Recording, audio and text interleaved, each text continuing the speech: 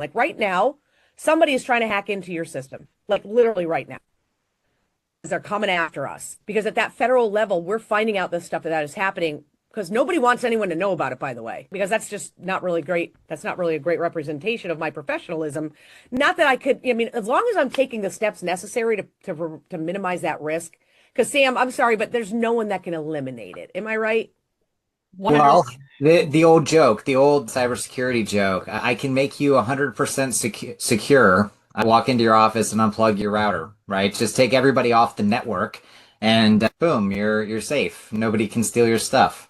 I mean, you still have your insider threats at that point, I guess. Somebody could just delete everything or take it with them. The Even the FTC in the safeguard rule documentation makes it really plain that you need to take reasonable steps to protect against reasonable risk.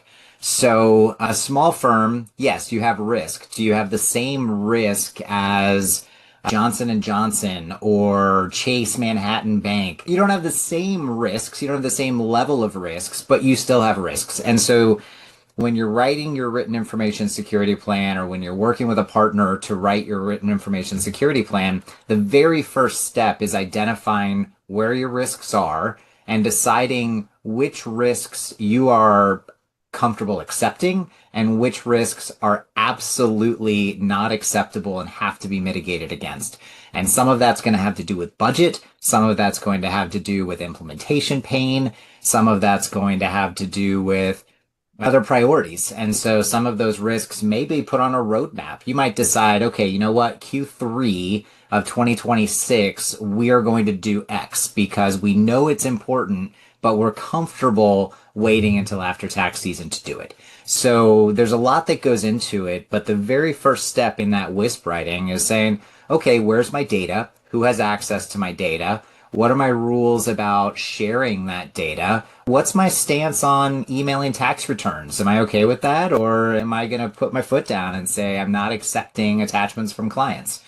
And so that's what we're talking about when we're talking about knowing your risk. It's where's the data? Who has access to it? How can it be shared? And then we start to put layers in place around protecting it. Yeah, absolutely. And it's interesting, this IRS crackdown.